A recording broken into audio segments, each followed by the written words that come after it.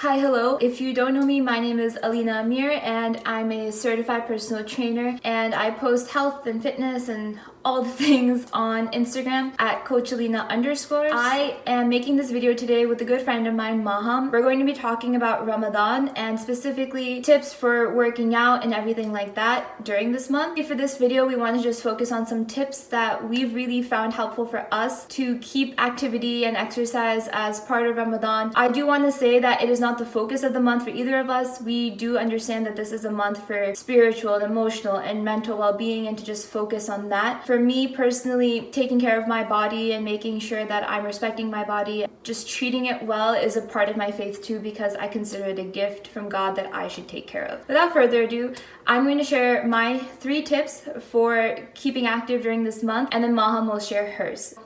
Here we go. So the first tip I have is to choose 3 days a week to do 20-minute full body workouts. And these do not need to be intense. You don't need to be like jumping around and doing all the things. You need to move your body for 20 minutes. Choosing one exercise for each body part during this time, I think, is a really good way to go about it. I would recommend maybe Monday, Wednesday, Friday, or every other day doing 20 to 30 minutes of full body exercises. You can do yoga. You can find videos online. I have videos on my own channel or on my Instagram that you can do as well that don't require equipment. Taking that time to make sure your muscles are engaged throughout the month, I think, is really important. It'll also help you maintain all the progress you've made thus far. You don't need to do a lot to maintain the amount of muscle you have. For Ramadan, my goal is just to maintain whatever I've done, not to reach new goals. That's something I would really like to stress, that you don't need to like break new ground right now. Having some sort of consistent routine is more than enough. Another thing that I think is really important and not a lot of people realize is that walking is great exercise. Low impact, it's low stress on your body. You can do it for longer periods of time without it being a really big energy drain on your day. It's convenient. So I always encourage people to go on walks, especially before you break your fasting meal. So I will do alternate days of working out and walking before the fasting meal, and that has really helped me, especially because I find walking to be really comforting and calming. Just a time to be by myself and to think about whatever I want to think about and just de-stress. I genuinely don't feel very tired or lethargic during a walk, even if I am fasting. So that's another reason I think it's really beneficial. You can go outside, especially now that the weather is nicer, as long as you are maintaining social distancing. By the time you're watching this video, we're still going through everything with Corona, which I think could be a big part of Ramadan this month anyway. Just be careful, be mindful of where you are and what you can do. Walking is a really great way to get movement in during your day. Another thing that I would really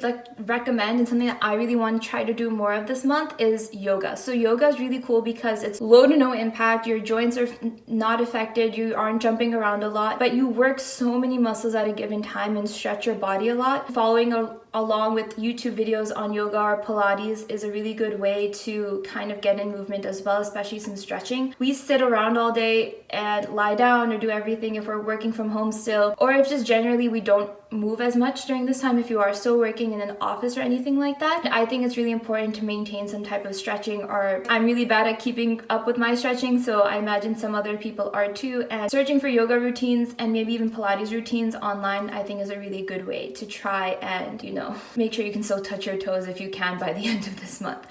So those are my 3 tips, and now I'm going to pass it over to Maham, who's going to share her 3 tips.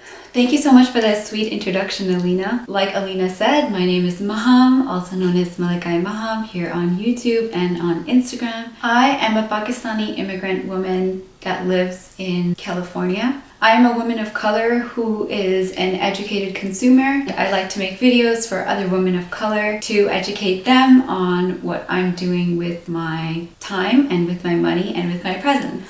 Please make sure to check out the video that we did on my channel. It is all about healthy eating during the month of Ramadan, especially while we're going through this difficult time. Without any further ado, I'm going to jump right into my 3 tips.